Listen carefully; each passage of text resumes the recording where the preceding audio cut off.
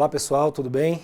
Meu nome é William Tonelli, sou bacharel em administração e trabalharei com vocês a disciplina Ferramentas da Qualidade. Estou honrado em tê-los aqui no nosso curso Assistente de Controle da Qualidade e esperamos de vocês muita dedicação, empenho e disciplina para que possamos estudar e verificar os conceitos relacionados a ferramentas da qualidade. Essa disciplina está organizada de forma que estimule os alunos a entenderem todos os conceitos fundamentais ligados à qualidade, bem como contribuir para que você seja um profissional ainda mais qualificado. Neste processo de aprendizado, procure sempre mais informações que possam ampliar a sua visão e compreensão, além de focar o seu estudo com muita disciplina. Para que consigamos consolidar todos esses conhecimentos, aproveitem bem as ferramentas que disponibilizamos para vocês. Videoaula, caderno didático, os fóruns, atividades práticas. Prestem bastante atenção nos conhecimentos e experiências que serão compartilhados por todos os seus professores, tutores e colegas de curso e procure utilizá-los da melhor forma para o seu crescimento pessoal e profissional. Peço que em nossas aulas acompanhem nos materiais didáticos disponíveis os conteúdos apresentados. Façam anotações e, se surgirem dúvidas, depois postem lá nos fóruns de tirar dúvidas, que todas elas serão respondidas. Então vamos lá. Espero poder compartilhar todos esses conhecimentos de suma importância com vocês para uma vida pessoal e profissional de sucesso. Iremos iniciar então agora a nossa segunda videoaula e, para tanto, iremos abordar os principais conceitos de algumas ferramentas da qualidade, que são o diagrama de Pareto, o diagrama de causa e efeito e o diagrama de dispersão.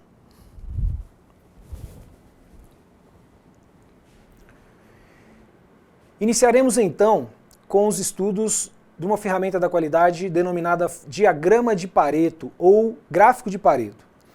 Antes de falarmos sobre o diagrama de Pareto, vamos conhecer um pouco sobre o homem por trás do nome, o famoso sociólogo e economista italiano Vilfredo Pareto. Vilfredo nasceu em 1848 em Paris e veio a falecer em 1923 em Genebra. Sua formação foi na área de engenharia, a qual sempre demonstrou grande interesse e nunca abandonou esse interesse pela engenharia. Pareto ficou conhecido como fundador da aplicação matemática à análise econômica. No entanto, também ganhou fama como economista, e em grande parte devido ao seu trabalho sobre a introdução do instrumento analítico do que eles denominavam curvas de indiferença.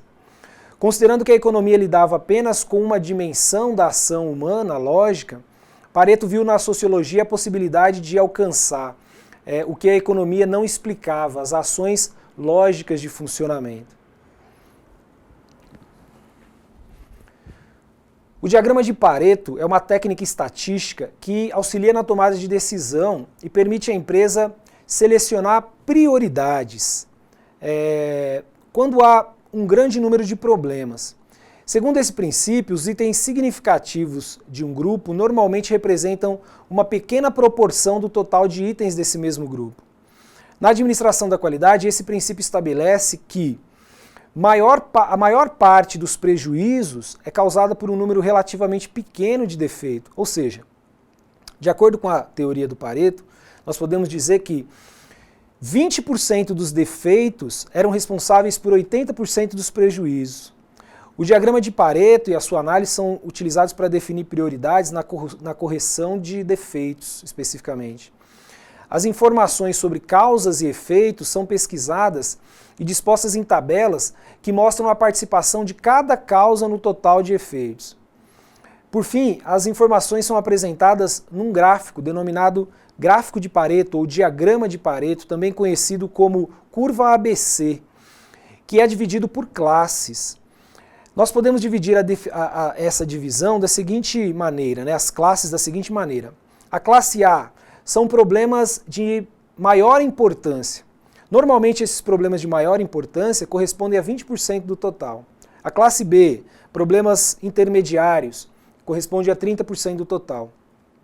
E a classe C possui uma menor importância, correspondendo a 50% do total. O diagrama de Pareto também é composto por um diagrama de barras que ordena as frequências de ocorrências em ordem decrescente, permitindo a localização de problemas vitais e a eliminação de perdas futuras. O diagrama ele é concebido, né, o diagrama de Pareto é considerado uma das 7 ferramentas básicas da qualidade também, e baseia-se no princípio de que a maioria das perdas possuem poucas causas. Muitas vezes os diagramas com a porcentagem comum dos valores e a porcentagem acumulada das ocorrências torna possível avaliar o efeito acumulado desses itens selecionados.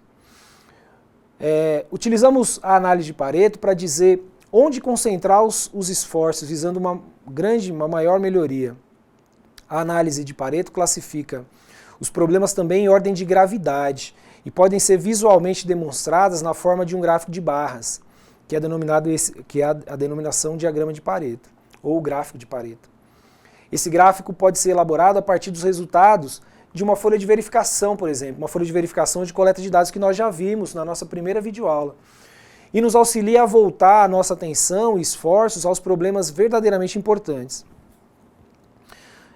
Esse diagrama tem o objetivo de compreender a relação ação-benefício, ou seja, ele prioriza a ação que trará o melhor resultado. Como fazer então esse diagrama, né? Para elaborarmos um diagrama de Pareto, nós devemos seguir alguns passos. Primeiro, determinar o tipo de perda que nós queremos investigar. Depois, especificar o aspecto de interesse do tipo da perda que nós queremos investigar. Organizar todas essas informações da folha de verificação com categorias do aspecto que você decidiu investigar. Preencher, alimentar a folha ou a tabela com essas informações. Fazer as contagens, organizar em categoria, né, em ordem, e calcular as frequências relativas e as frequências acumuladas. Um exemplo também do diagrama de Pareto, antes da gente ir para o exemplo, é um estoque de uma empresa. Seguindo a análise de Pareto, o que ele nos diz? Que dentre um estoque de uma empresa qualquer, 20% das mercadorias que estarão naquele estoque representam 80% do valor monetário daquele estoque. E o contrário também é verdadeiro. O restante das mercadorias, a maior parte, 80% daquele estoque, vai representar somente 20% do valor monetário.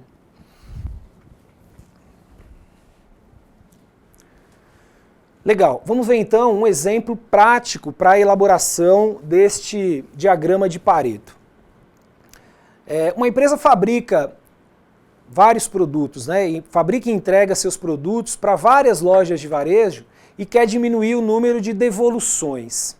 Para isso, ela investigou, né, o número de ocorrências geradoras de devolução da entrega do último semestre, dos últimos 6 meses, conforme está apresentado aqui na nossa tabelinha aí do slide 3. Então, o que ele está nos apresentando? Quais foram os principais problemas? Separação errada de produto, 45 vezes ocorreu uma separação errada. Faturamento incorreto, 60 vezes. Atraso na transportadora, 125 incidências. Pedido errado, 30 vezes. Atraso na entrega, 140 casos. Preço errado, 20 vezes. Produto danificado, 65 incidências. E outros problemas, 15 ocorrências. Totalizando 500 ocorrências. Vejam bem, primeiro passo então, para nós... Então, o slide anterior foi uma folha de coleta de dados, agora nós vamos refazer essa folha de verificação e coleta de dados, ordenando os valores por ordem decrescente de grandeza, ou seja, refazer aquela tabelinha do slide anterior, classificando em primeiro a ocorrência com maior incidência, da maior para menor. Segundo passo, vamos acrescentar mais uma coluna a essa nossa tabela, e vamos indicar os valores acumulados, ok? Notem que a cada linha nós vamos acumulando os valores. Então eu tinha 140 ocorrências, casos acumulados, 140 casos. Somados aos 125 atrasos da transportadora, 140 mais 125, totalizamos 265 casos. E assim por diante, ok? Vamos agora então ao terceiro passo. Vamos acrescentar mais uma coluna onde serão colocados os valores percentuais referente a cada tipo de ocorrência. É necessário calcular os valores percentuais de cada uma dessas ocorrências. Para aqueles que tiverem dúvida ou dificuldade no cálculo, ele é feito dividindo-se o número de ocorrências de um determinado tipo pelo total de ocorrências do período. Exemplo, o atraso na entrega, nós tivemos 140 ocorrências. Então nós vamos dividir este número pelo total de ocorrências que nós calculamos, que foram 500 ocorrências. O resultado multiplicamos por 100. 140 dividido por 500 vezes 100. Então nós apuramos um resultado, um número de 28%.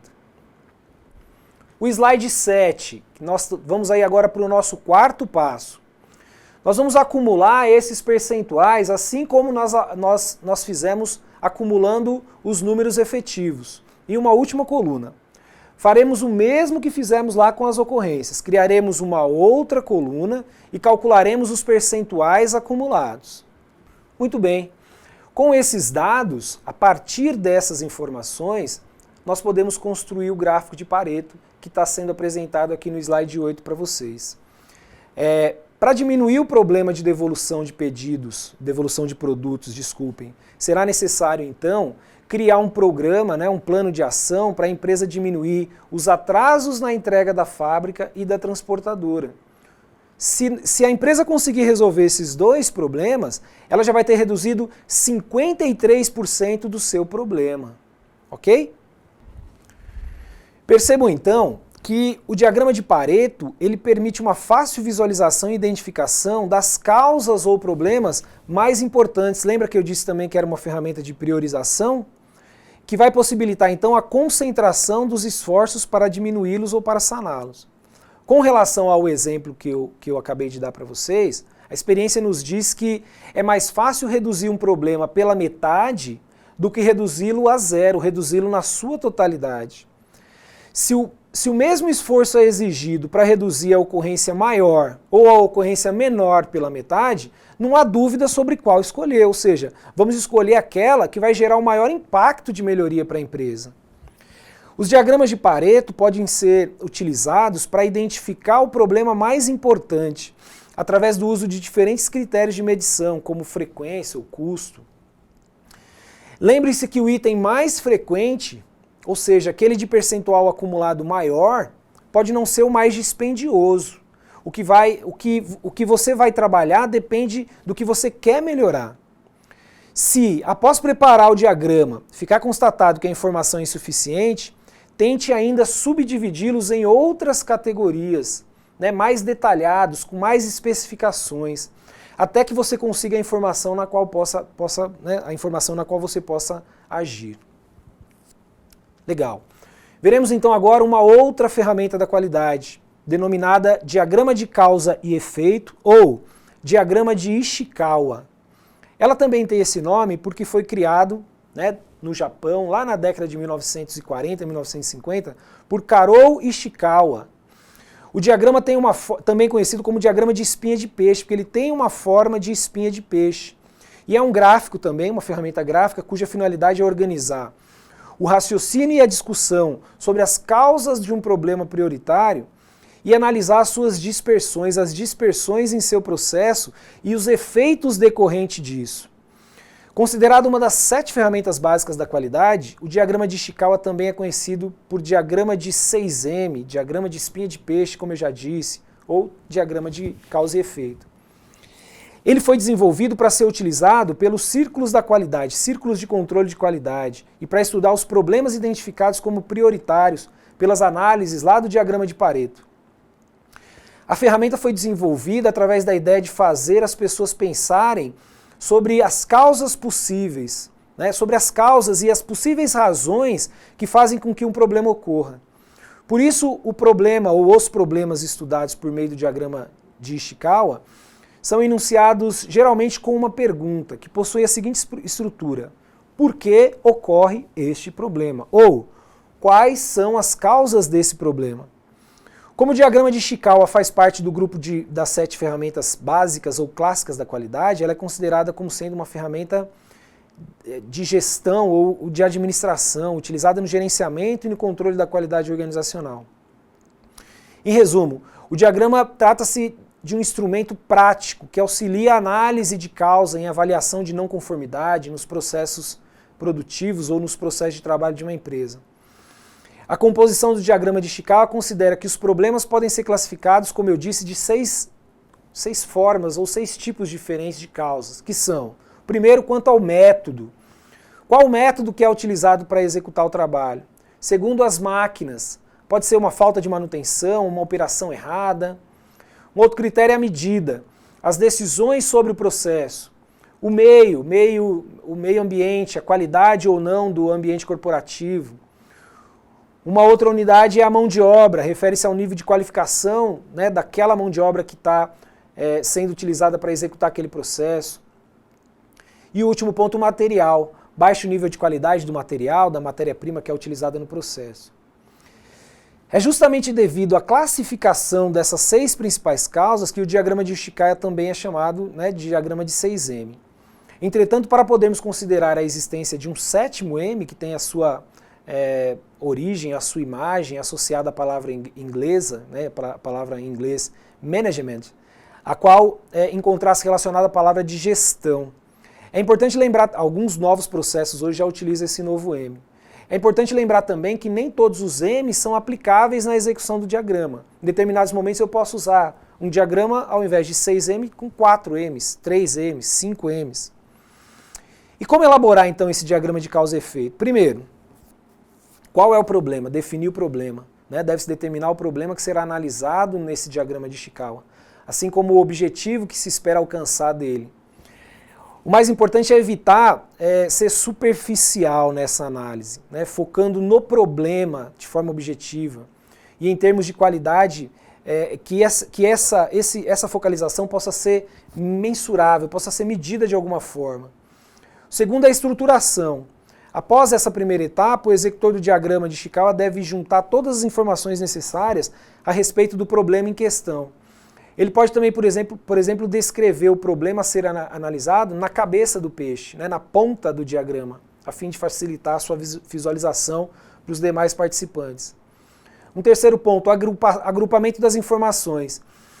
Após se reunir numa equipe, né, que possa ajudar na criação desse diagrama, a mesma deve apresentar as informações agrupadas por meio de uma sessão de brainstorming, por exemplo. Lembra que nós vimos na primeira aula? Fazemos uma sessão de brainstorming para levantar as hipóteses, essas informações que vão ser levadas para o diagrama de causa e efeito. É interessante fazer o brainstorming pessoas que estejam relacionadas diretamente com aquele problema, assim como pessoas de outras áreas, com perspectivas diferentes, que possam agregar valor também a esse processo. A classificação das causas. Nós devemos ordenar todas as informações da melhor maneira possível, apontando as principais causas e eliminando as informações que possam ser dispensáveis ou desprezíveis de acordo com a análise do grupo. É muito importante fazer uma análise profunda dessas causas, com o intuito de detectar quais delas impactam mais no problema e quais seriam as suas possíveis soluções. Após então a análise das causas, aí sim nós devemos elaborar um plano de ação, né, e definir os responsáveis, como também um prazo para a conclusão. O que, quando, como, lembra lá do plano de ação. A conclusão do diagrama. Por fim, vamos desenhar o diagrama, levando em consideração as causas que devem estar de acordo lá com os 6 M's, e lembrando que eu não preciso sempre utilizar os 6 M's, né? Eu posso usar 3, 4, 5, 2. Nessa etapa é importante dividi-las de acordo com essas categorias. Máquina, mão de obra, meio ambiente, material, medida. Vale salientar que não se deve esquecer de definir também as subcausas desse problema. O diagrama completo deve conter um cabeçalho, qual que é o efeito, qual que é o problema, um eixo central, né, de categorias, as causas, subcausas. O diagrama de Ishikawa auxilia qualitativamente os envolvidos em um processo industrial ou um processo de trabalho qualquer, de forma que consigam visualizar da melhor maneira possível qual o efeito indesejado que está ocorrendo e quais as possíveis causas do mesmo. Essa ferramenta também, ela estrutura de forma visual as possíveis estratificações que serão aplicadas, né, quando formos tratar esses problemas.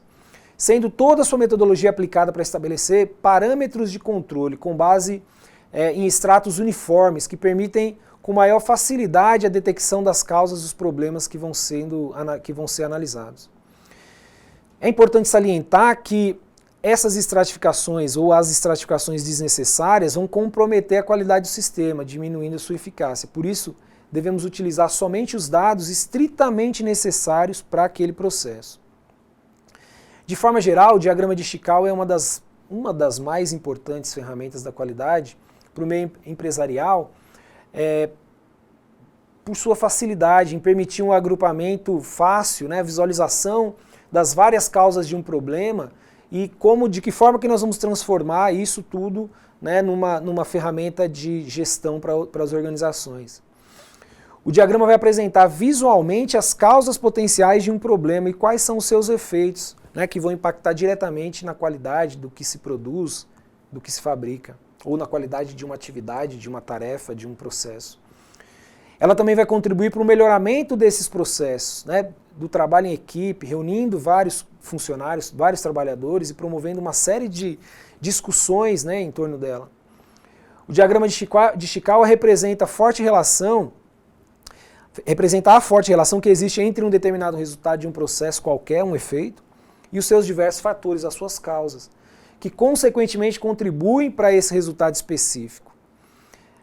Então, nós podemos perceber que essa ferramenta, né, a espinha de peixe, 6M, Ishikawa, causa e efeito, é utilizado basicamente para visualizar as causas primárias e secundárias daquele problema, dos problemas que nós tivermos, ampliando então as visões das possíveis causas daquele problema através da análise e da identificação de soluções que vão gerar melhorias para aquele processo. Nós podemos afirmar que o diagrama atualmente é considerado, como eu já disse, uma das ferramentas mais utilizadas e mais eficazes na gestão de qualidade das empresas. Vale ainda ressaltar que o mesmo pode precisar de uma estrutura organizacional também favorável, treinamento, capacitação das pessoas. Porém, com todo o trabalho relacionado à qualidade, é fundamental o comprometimento de todas aquelas pessoas que estiverem envolvidas no processo. E que ao examinar cada causa de forma específica, o usuário observe fatos que mudaram, né? Como por exemplo, desvios de normas, de padrão, lembrando de eliminar a causa e não os sintomas, né, que nele forem apresentados.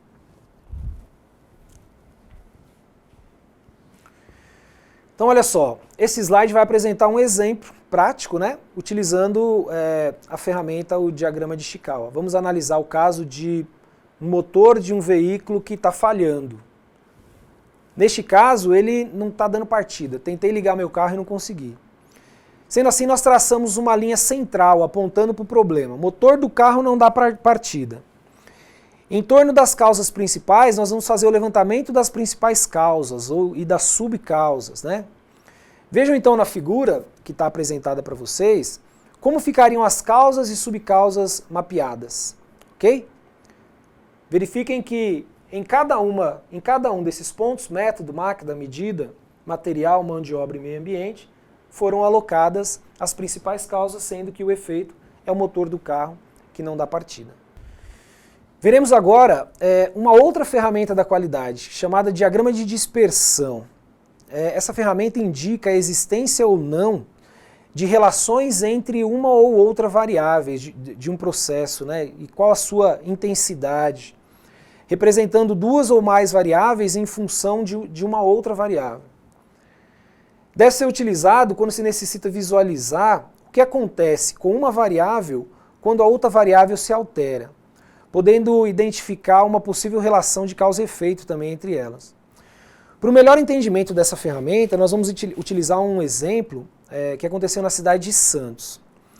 Lá na cidade de Santos estava ocorrendo, alguns anos atrás, estava ocorrendo um surto de mortes por afogamento na praia. Com isso, a prefeitura resolveu contratar alguns estatísticos para analisar o que estava acontecendo, por que tanta gente estava vindo a óbito lá nessa região. Os mesmos trouxeram algumas conclusões.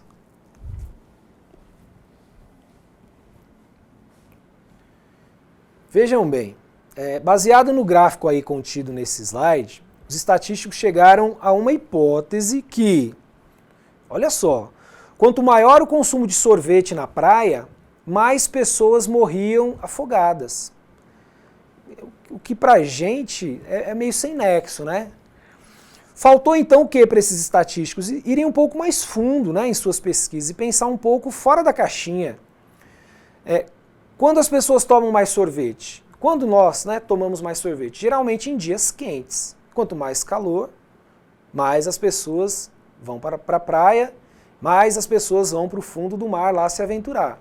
Que talvez fosse uma explicação lógica, né, de correlação para o caso lá das mortes na Praia de Santos.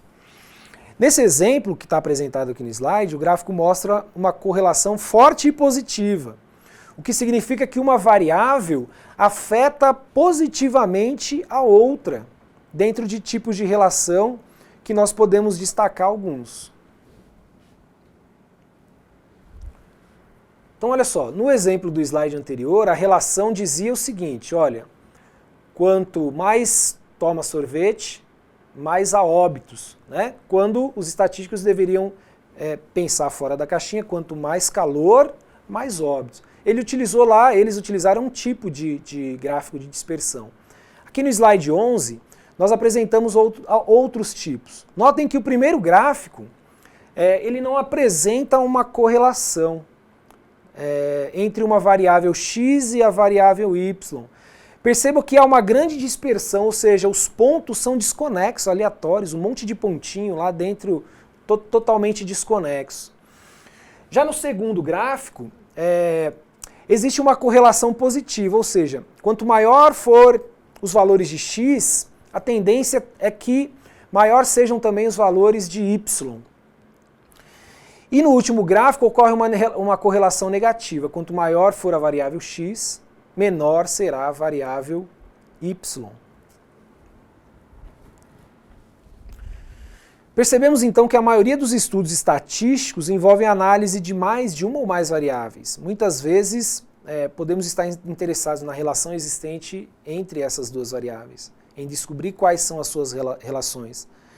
O entendimento dos tipos de relações existentes entre as variáveis associadas a um processo contribui para aumentar a eficiência dos métodos de controle de processo em questão e permite também a detecção de possíveis problemas e facilitando assim o planejamento de ações e de melhoria para aquele problema.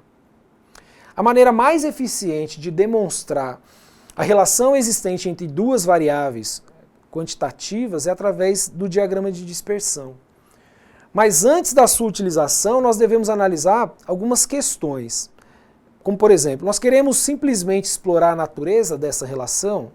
Algumas variáveis explicam ou modificam as outras? Lembra o caso de Santos? O calor, o afogamento, o sorvete e o afogamento? Algumas variáveis são respostas e outras são somente explanatórias? Uma variável resposta mede o resultado de um processo, enquanto que uma variável explanatória procura simplesmente explicar os resultados que estão sendo observados.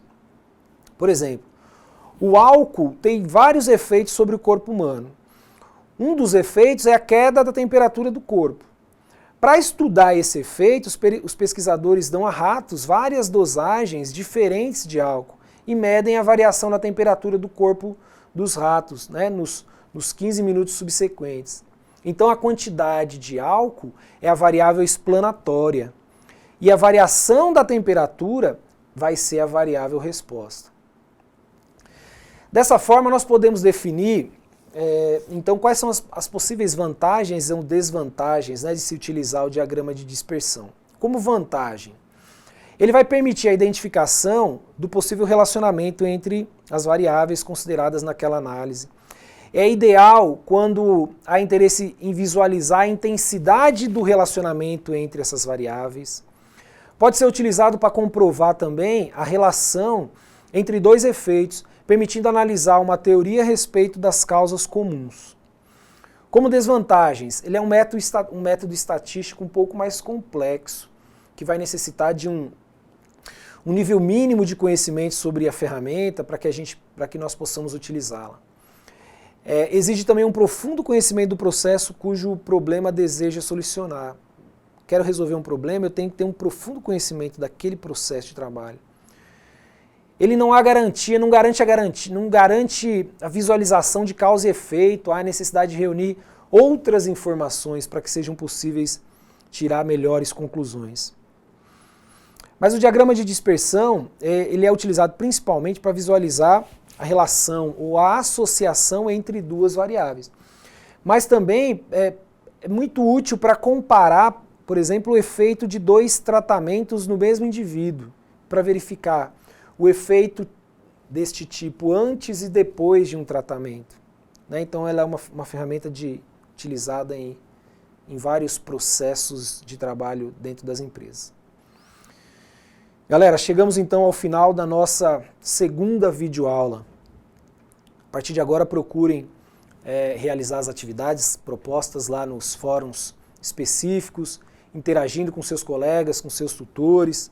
Não deixem de acessar sempre que possível o ambiente virtual de aprendizagem e participar ativamente das discussões que foram lá propostas por mim e pelos seus tutores. Encontro vocês então na nossa terceira e próxima aula. Um grande abraço a todos, fiquem com Deus e bons estudos.